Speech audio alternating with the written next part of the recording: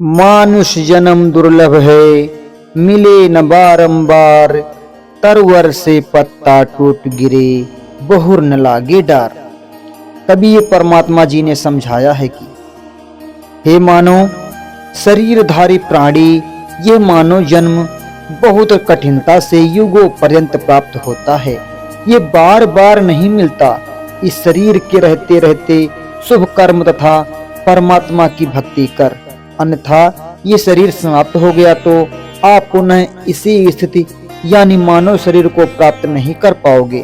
जैसे वृक्ष से पत्ता टूटने के पश्चात उसी डाल पर पुनः नहीं लगता, इसलिए इस मानव शरीर के अवसर को व्यर्थ न गवा।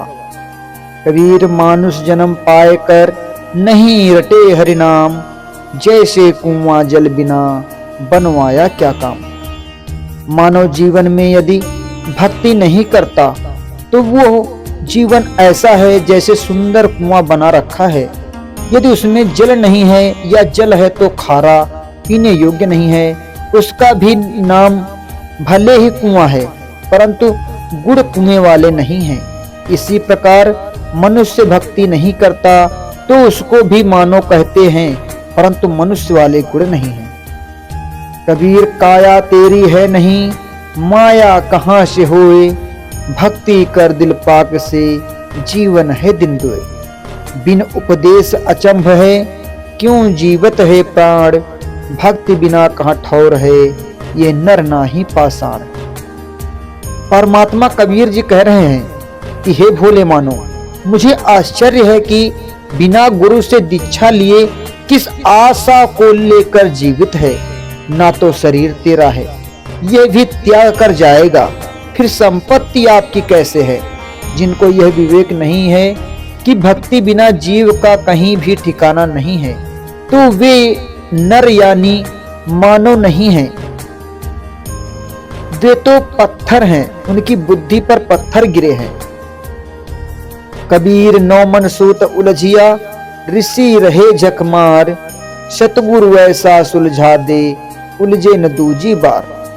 परमेश्वर कबीर जी ने कहा है कि अध्यात्म ज्ञान रूपी 9 मन सूत उलझा हुआ है।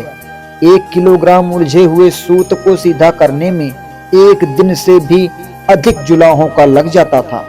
यदि सुलझाते समय धागा टूट जाता है तो कपड़े में गांठ लग जाती है। गांठ गठीले कपड़े को कोई मोल नहीं लेता था। इसलिए परमेश्वर कबीर जुलाहे ने जुलाहों का सटीक उदाहरण बताकर समझाया है कि अधिक उलझे हुए सूत को कोई नहीं सुलझाता था। अध्यात्म ज्ञान उसी 9 मन यानी 360 किलो उलझे हुए सूत के समान है, जिसको सतगुरु अर्थात तत्वदर्शी संत ऐसा सुलझा देगा जो पुनः नहीं उलझेगा। एक राम दशरथ का बेटा, एक राम घट घट में बैठा। एक राम का सकल पसारा, एक राम त्रिभुवन से न्यारा। एक राम इन सबसे न्यारा, चौथा छोड़ पांचवा को धावे। कहें कबीर सो हम पर आवे।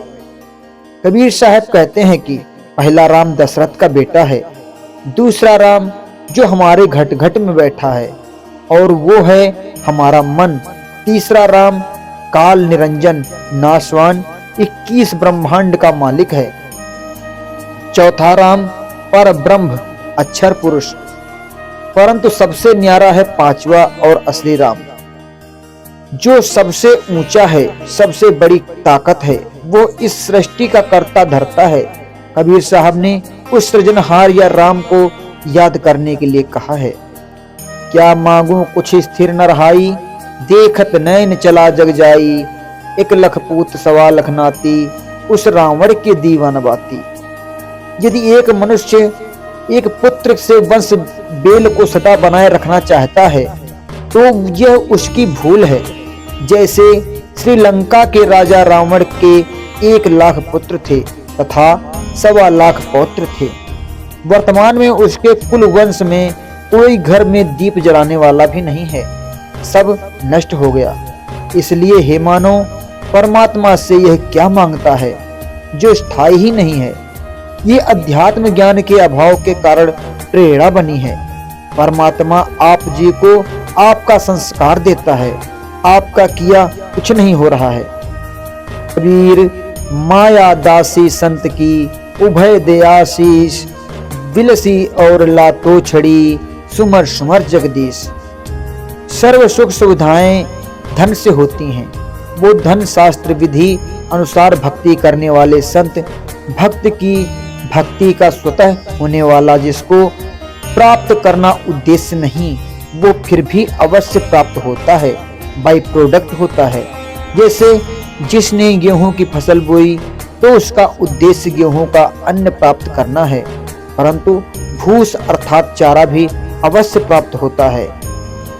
चारा तूड़ा गेहूं के अन्न का बाई प्रोडक्ट है। इसी प्रकार सत्य साधना करने वाले को अपने आप धन माया मिलती है, साधक उसको भोगता है, वो चरणों में पड़ी रहती है, अर्थात धन का अभाव नहीं रहता, अपितु आवश्यकता से अधिक प्राप्त रहती है। परमेश्वर की भक्ति करके माया का भी आनंद भक्त संत प्राप्त करते हैं तथा पूर्ण मोक्ष भी प्राप्त करते हैं। तो दोस्तों, आज की वीडियो आपको कैसी लगी? उम्मीद करता हूं कि वीडियो आपको पसंद आई होगी। अगर वीडियो अच्छी लगी है तो प्लीज आप वीडियो को लाइक करें, साथ ही चैनल को भी सब्सक्राइब करें।